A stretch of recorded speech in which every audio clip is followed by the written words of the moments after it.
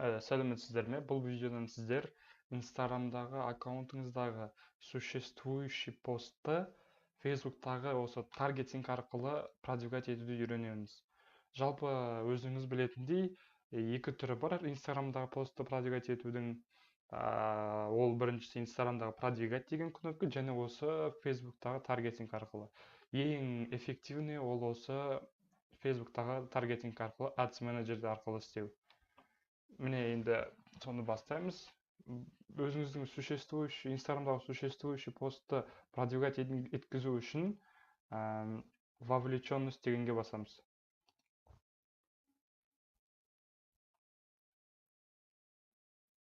Вовлеченность деген басқанда, вовлеченность для публикации, отметки нравится странице, отметки осындай үш вариантты тұрады. Бұның үшін осы біріншісінде тұра берсін. Название компании дегенге любой ат жаза берсеңіз болады өзіңізге.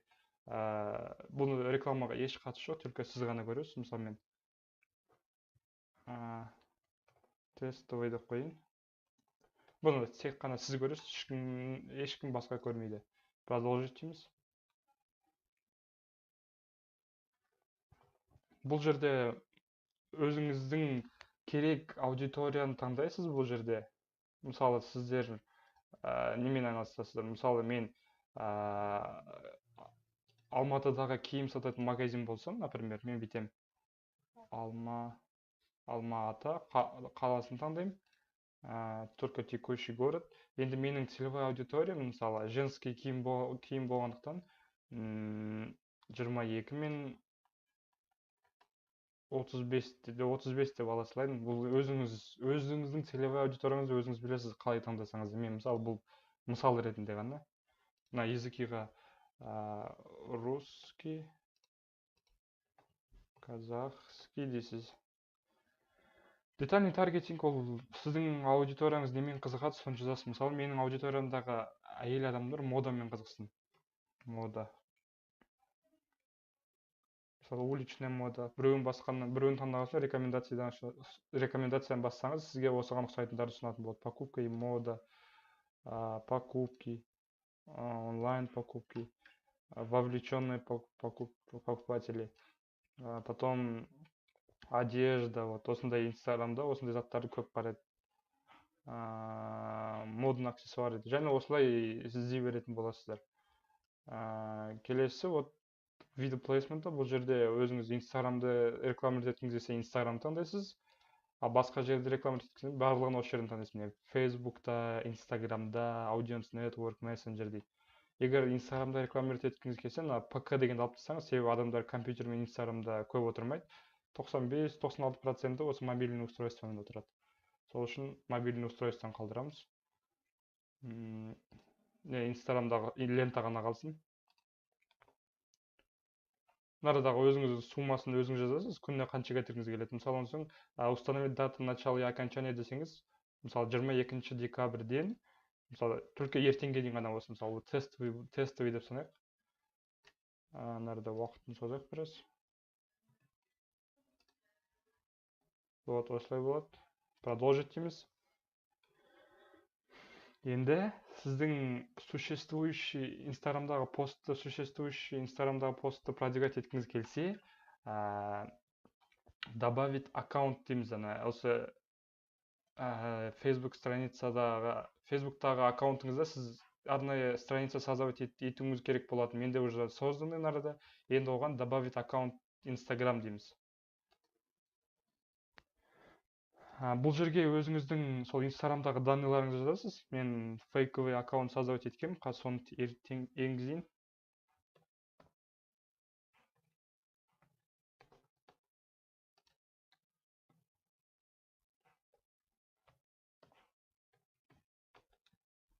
Подтвердить дейміз.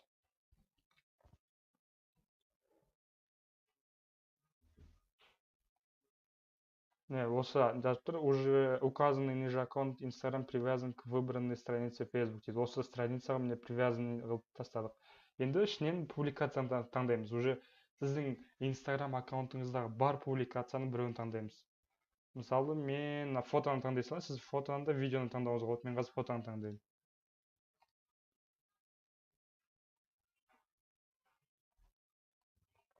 міне менде осындай фото болған, ана фейк аккаунттың ішінде. Енді бұны көрген адам, мысалы сіздерде сөздер тұрады, текст тұрады. Бұны көрген адам басқан кезде сіздің инстаграмыңызға өтетін болады. Оның соң нарада призыв к действию деген жерде бар. Соның ішінде подробнее деп істейтін болсаңыз, осындай ссылканы қоясыз. Яғни бұл подробнее басқан кезде адамды сіз қайда перенаправить еткіңіз келеді? Сайтқа ма, инстаграм аккаунтқа ма тоже, или мысалы ватсапқа ма? Егер ватсапқа лақтырғыңыз келсе, перенаправить еткіңіз келсе, осы URL сайтаға жазасыз. Мысалы оның ватсапқа лақтырудың ссылканың екі түрі бар. Ол біріншісі, міне қазір көрсетейін.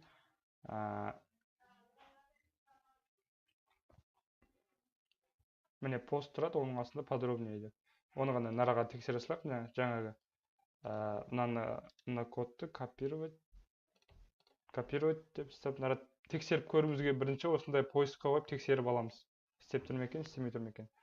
Бұл міне компьютерный версияда осындай бірінші бет шығады, ал мобильный версияда бұндай бет шықпайды. Месседжденге бассақ, мысалы,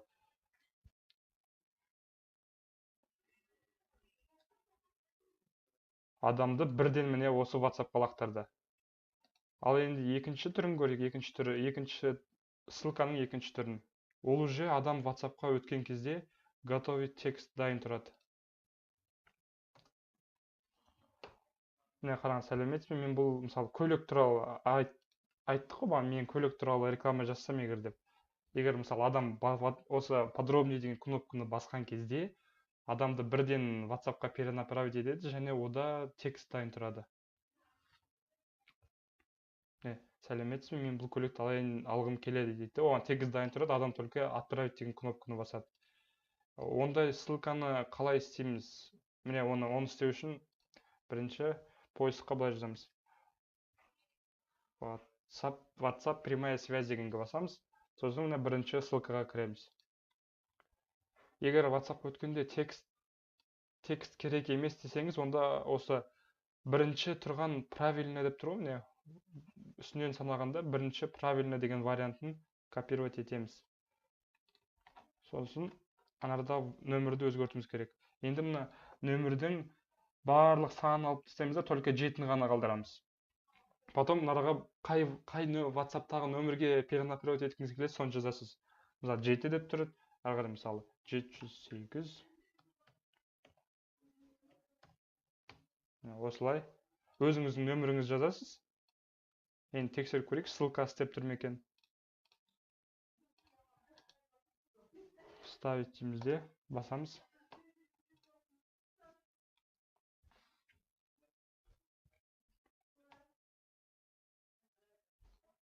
Міне адамды бірден осы нөмірге перенаправить етті, бірақ алдында текст дайын тұрған жоқ. Енді готовый текст дайындағыңыз келсе, адам өткенде готовый текст тұрды, соны жібере салсын десеңіз, онда астынан санағанда екінші пример деген тұр. Соны копировать етеміз. Копировать дейміз. Мына жерге апарақты. Бұл текстті қоямыз. Нарадағы нөмірді өзгертеміз. Жаңа кеткендей бірінші 7 қалады, ары қарай сол өзіңіздің нөміріңізді жазасыз. Өзіңіздің нөміріңізді жазасыз. Енді бұны тексеріп көрейік.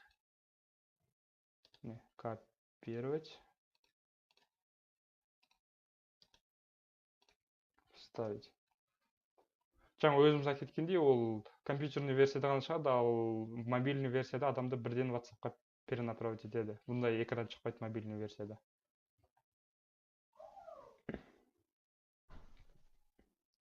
Міне, я заинтересован в покупке вашего авто деп, міне уже дайын тұр сөз. Адам кірген кезде бұл текстті жібере салады, и все.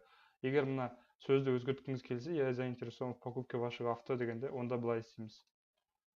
Міне көріп тұрғандарыңыздар, текст тең дегеннен кейін я деп тұр, потом міне процентпен 20 деген сөз тұр, потом заинтересован, процент 20. Процентпен 20 тұр, в, онсын процент 20, покупки, процент 20 деген осындай белгілі тұр. Бұл Instagram үшін процентпен 20 деген сөз, ол пробел деген мағына. Жаңағы өзіңіз көріп кеткендей, я заинтересован в покупке вашего авто. Әрқайсының ортасында пробел тұр. Мысалы, мен жаңағы айтып кетейін, басқа сөзге өзгертейін. Мен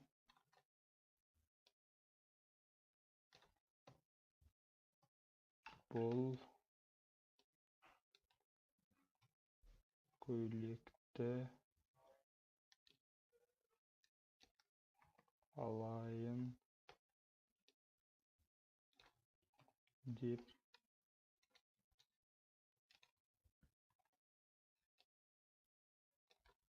едім.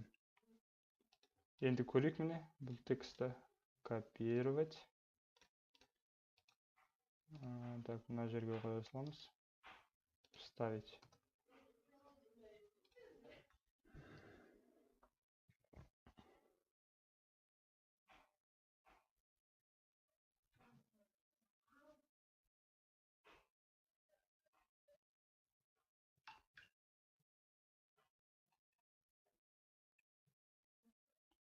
Міне, жаңа айтып кеткендей, мен бұл көйлекті алайын деп едім. Міне, адам WhatsApp-қа перенаправить еткенде готовый текст тұр. Міне, осыны істеп болғаннан кейін, біз осы ссылканы қойық.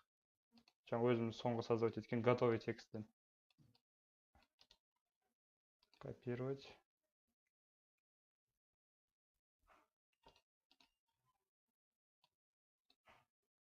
Вставить дейміз де, подтвердить дейміз.